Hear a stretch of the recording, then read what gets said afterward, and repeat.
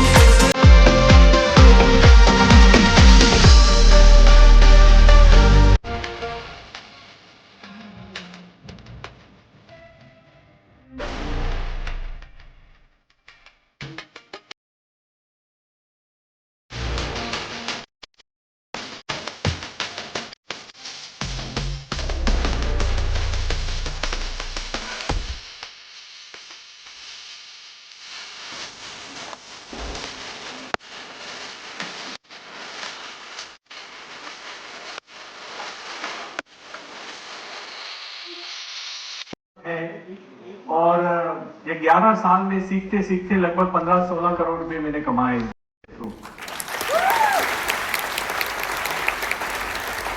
मुझे पता है कि हम डायरेक्ट सेलिंग इंडस्ट्री की जहां तक बात है तो एक कंपनी सही आती है, 99 गलत आती है। इवन डायरेक्ट सेलिंग में काम करने वाले एक सही बंदा होता है, 99 लगभग गलत होते हैं जो अपने स्वाद के लिए काम करते हैं। और यही एक्सपीरियंस लेके हम लोग बैठे होते हैं ऐसे माहौल में, तो हमें सबसे पहले ये लगता है, बाजू वाले को पूछते हैं सही में कमाया है इसने? डेफिनेटली ये डाउट होता है, राइट ना? तो कोई बात नहीं, मेरा जब सेकंड सेशन आएगा मैं अपनी पीपीटी में इनकम टैक्स डिपार्टमेंट के स्क्रीनशॉट लेके आया हूं। पिछले 8 साल में लगातार 1.5 से 2 करोड़ मेरी इनकम रही है। इवन ये 24-25 गया जो सबसे हमारा वर्स्ट ईयर था, बिकॉज ऑफ लोगों को मिडनाइट सक्सेस चाहिए, है कि नहीं? किसी के अंदर पेशेंस नहीं है। मतलब बच्चे को पढ़ा लेंगे 12 साल 12वीं कक्षा में, 3 साल ग्रेजुएशन करा देंगे, डिग्री करा लेंगे 7-8 साल, लेकिन मोदी केयर में तुरंत पैसा चाहिए। हमारा बच्चा कब पैसे कमाता है, कितनी पढ़ाई होती है? तो यहां लोगों को ओवरनाइट सक्सेस चाहिए, इसलिए क्रिप्टो, शॉर्टकट, इन्वेस्टमेंट प्लान, एक का डबल करना, बैठे बैठे पैसा आएगा, सर्वर डालेंगे, यहां इन्वेस्ट करेंगे, बकरियां पालेंगे, बकरियों के बच्चे होंगे, उसके बच्चे होंगे, उससे आपको पैसा आएगा। और हमें इतना आसान लगता है कि कम से कम लोगों को मिलना तो नहीं पड़ेगा, और इसीलिए मैक्सिमम ऐसी कंपनियों में पैसे इन्वेस्ट किए जाते हैं और फिर वही लोग इसी हॉल में आके हमें डाउटफुल नजर से देखते हैं। मुझे 1.5-2 करोड़ इसलिए नहीं मिलते हैं कि मैं एक डेजिग्नेशन पे हूं, मुझे 1.5-2 करोड़ इसलिए मिलते हैं कि हम कंपनी को 100 करोड़ का टर्नओवर देते हैं हर साल, और 100 करोड़ की माल की बिक्री होती हो ना, तो 1.5-2 करोड़ तो बहुत कम अमाउंट है ना? और ये 1.5-2 करोड़ इसलिए मुझे आपको कम दिखता है क्योंकि इसमें पूरी इंटायर टीम को पैसे बांटे जाते हैं, राइट? 30-40% जो भी बांटते होंगे, और दैट्स वाई वो एक अमाउंट आपको मेरी छोटी लगती है, लेकिन ये टीम वर्क है, क्योंकि मेरे एफर्ट्स भी छोटे ही है, एफर्ट्स बड़े नहीं है। ये टीम वर्क की ताकत है, डायरेक्ट सेलिंग की ताकत है, ये मोदी के नेटवर्क मार्केटिंग की ताकत है कि इतना सारा टर्नओवर मैं घर पे बैठे भी कर सकता हूं। नहीं तो एक बड़ा शोरूम भी खरीद लूं ना सबसे पॉश एरिया में, वैशाली नगर ना, अगर मैंने शोरूम भी खरीद लिया वहां पे 10-20 करोड़ का, तब भी मैं 100 करोड़ का सेल नहीं कर सकता एक साल में। अब बात को समझिए, लेकिन ये बिजनेस का पावर है, और जिसको इस समझ में आ जाता है उसकी रात की नींद खराब हो जाती है। तो यहां चलो पेमेंट, जगुआर है मेरे पास, हमने 4 लग्जरी कारें खरीदी मोदी केयर के थ्रू, 4 मकान का मालिक हूं, जिसमें से एक मेरा पुराना है, 3 मैंने मोदी केयर से खरीदे हैं। एक तो अभी लास्ट 1.5 महीने पहले ही मैंने खरीदा 3.25 करोड़ का मकान, यानी पुराना बंगलो है, तोड़ के बनाना है तो it will goes up to 6 crore 7 crore पे जाएगा वो, जिसमें मुझे रहना है। और ये सब 100% मोदी केयर की वजह से हुआ है। इसमें और एक भी रुपया मेरा कहीं से नहीं आया है। मेरे पास एक ही बिजनेस है। कई लोग अभी भी इस बिजनेस को इतना सीरियसली नहीं लेते। ऐसी बड़ी मीटिंग्स के बाद बाहर एक आदमी मुझे मिला और पूछता है कि सर आप और क्या करते हो। अब मैंने बोला मैं 15-20 लाख रुपए महीने कमाता हूं मोदी केयर से। नहीं, और तुम्हारा मेन बिजनेस तो कोई होगा ना। तो मुझे ये समझ में नहीं आता कि मेन बिजनेस किस लिए होता है। पैसे कमाने के लिए ना। अगर मुझे मेन बिजनेस से डबल ट्रिपल 4 टाइम्स पैसे यहां मिल रहे हैं तो मेरा मेन बिजनेस कौन सा होगा? यही होगा। कॉमन सेंस की बात है।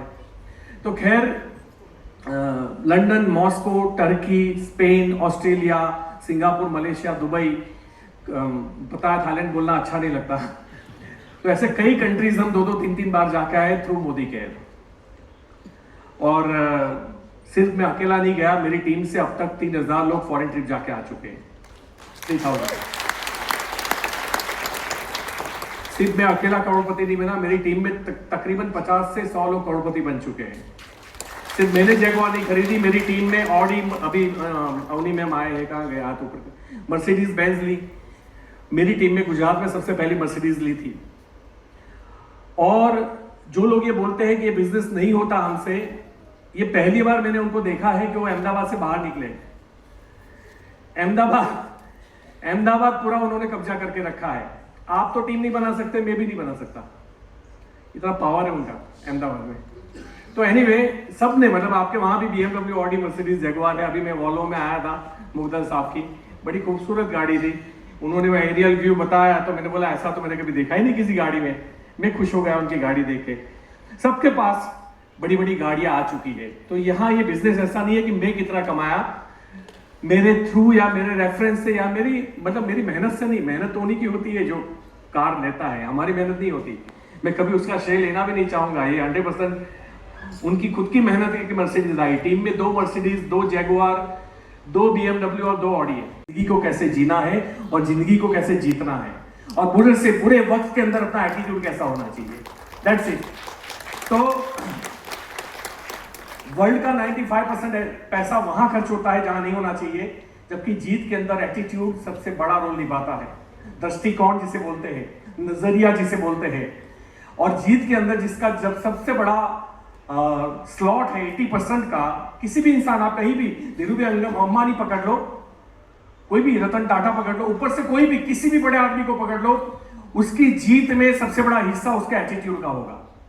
बुरे वक्त में नहीं हारने की ताकत, बुरे वक्त में लड़ने की ताकत, बार बार गिरने के बाद भी वापस खड़े होने की ताकत उनको बनाती है एक्चुअली। और तभी वो उस लेवल पे पहुंचते हैं, और इसे बोलते हैं एटीट्यूड। और दुनिया में 5-10% पैसा खर्च किया जाता है इसके एजुकेशन के पीछे। इवन तो यहां भी आने के बाद कई लोगों की टिकट किसी और ने निकाली होगी। अब आप सोचिए, आज जो आप सेशन लेके जाओगे, बड़े बड़े यूट्यूबर्स आपको 1-1 लाख रुपए का प्रोजेक्ट बेच देंगे, उतना हम 2 घंटे में देके जाएंगे आपको। आप समझिए बात को। और पैसा वसूल हो जाए तो पैसा दे दीजिएगा। मैं नहीं चाहता किसी एक बंदा या बंदी को 2000 रुपए निकालने पड़े। 236 रुपए में अगर आपको आज का दिन अगर सही लगता है तो समझ लीजिए आपका दिन ये 236 रुपए का नहीं है, ये 236 करोड़ का है। अगर समझ में आया तो। और समझना और अप्लाई करना दोनों में वास्ट डिफरेंस है। समझना और अनुकरण करना दोनों में बहुत बड़ा। और मैं मानता हूं कि यहाँ पे 90% लोग ऐसे बैठे हैं जो सब समझते हैं, लेकिन वो एक्शन हम क्यों नहीं लेते? हम उस कमिटमेंट पे खड़े क्यों नहीं उतरते? क्यों हमें बार बार अपने कमिटमेंट को तोड़ने की आदत हो गई है? क्यों हम बार बार ब्लेमिंग गेम में जाते हैं? क्यों हम बार बार रिस्पॉन्सिबिलिटी में जाते हैं? एनीवे, जिन लोगों को ये लगता है कि मेरा ये नसीब से हुआ है, तो मैं आपको मेरे नसीब के बारे में बताना चाहूंगा 15-20 मिनट। जब मैं पैदा हुआ, चारों दीवार मिट्टी की थी, एक झोपड़ा था जिसमें मेरा जन्म हुआ था। अहमदाबाद तहसील का एक गांव था वरसोला, वहां मैंने अपनी जिंदगी के 20-25 साल गुजारे। पैरों में जूते नहीं होते थे। जब हम क्रिकेट खेलते थे तो स्पेशली बोलना पड़ता था कि मेरी फील्डिंग जो है वो पेड़ के नीचे लगा दो, ताकि मैं धूप में 44 डिग्री के अंदर मैं दौड़ के बॉल कैसे पकड़ूंगा। तो मेरी फील्डिंग भी वहां सेट की जाती थी। पापा बड़े एम्बिशियस थे, इंग्लिश मीडियम में रखा, और इंग्लिश गांव में गांव में छोड़ दो, हमारे 100 किलोमीटर में कोई नहीं बोलता था। और ऐसे माहौल में मुझे इंग्लिश मीडियम में रखा गया। सारे स्टैंडर्ड्स जो है वो मुझे पुशअप किया गया। आप उसको क्या बोलते हो, नहीं हमारे वहां ऊपर चढ़ाना बोलते हैं, है ना, ग्रांटेड, जो ग्रांट करते हैं। और 10th में आगे वाला स्टूडेंट अच्छा था तो मैं पास हो गया 60% के साथ। और 12th में मेरे 4 ट्रायल हैं। मुझे कहते हुए हमेशा शर्म आती है, क्योंकि पढ़ना लिखना बहुत ज़रूरी है। अगर यहाँ कोई बच्चे बैठे हैं और घर जाके मम्मा को बोले कि वो अंकल कैसा बोल रहे थे, तो नहीं अंकल सही नहीं बोल रहे। मैं आपको बता दूं, अगर मैं पढ़ा लिखा होता तो आज मेरी इनकम 1.5-2 करोड़ नहीं होती, मेरी इनकम 10 करोड़ होती। फर्क आता है। एजुकेशन जरूरी है। पढ़ाई जो है डिसिप्लिन देता है, पढ़ाई विजन देता है, लेकिन उस पढ़ाई के बाद अगर तुम्हारे पास बड़ी सोच नहीं है तो ऐसे डिग्री को आग लगा देनी चाहिए। पढ़ाई के बाद अगर तू सिर्फ नौकर बन के रह रहा है तो ऐसी डिग्री को आग लगा देनी चाहिए। बड़ा सोचो बड़ा होगा, बड़ा सोचो बड़ा होगा, बड़ा सोचो बड़ा होगा। हमारे अंदर न्यूरॉन्स, जो जितने भी हार्मोन्स न्यूरॉन्स बनाए गए हैं, वो हमारे हम उनके आका है। हम जैसे बोलते हैं वैसे वो रिएक्ट करते हैं। अगर हमने उसको बड़ा कमांड नहीं दिया, वो छोटी चीजों को देखेंगे। और आपको पता है, हम एक चीज में, भारत देश में के लोग एक चीज में मास्टर है, जबकि हम सबसे इंटेलिजेंट कौम है पूरे वर्ल्ड की।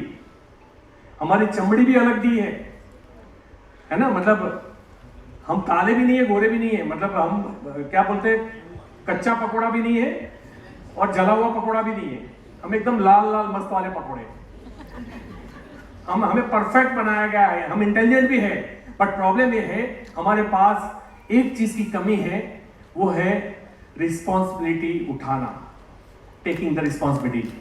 हम ब्लेमिंग गेम में खेलते हैं। हम सरकार को, माँ बाप को, पड़ोसी को, कंपनी को, अपलाइन को, डाउनलाइन को, मैनेजमेंट को हमेशा ब्लेम करते रहते हैं। जब हमें हार नजदीक लगती है, बजाय हमें क्या करना चाहिए, हमें 10 गुनी और ताकत से हमला करना चाहिए फील्ड में जाके, ताकि हम उस हार को जीत में बदल दें।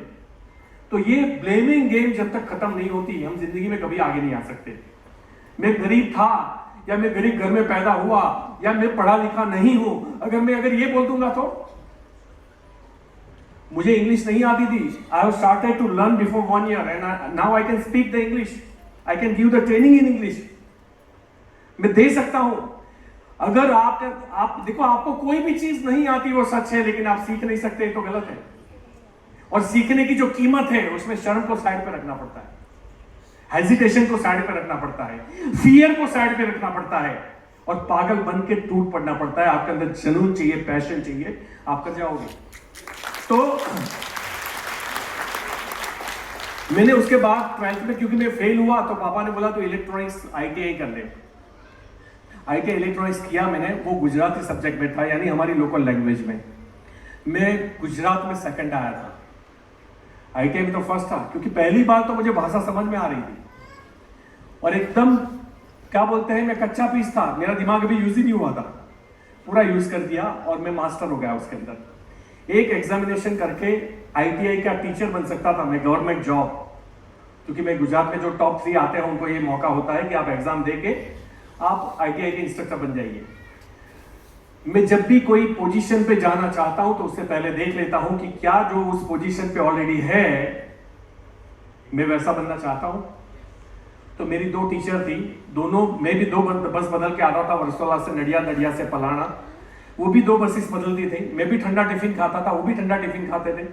मैं भी जग में पानी भर के आता था, आधा वो पीते थे, आधा मैं पीता था।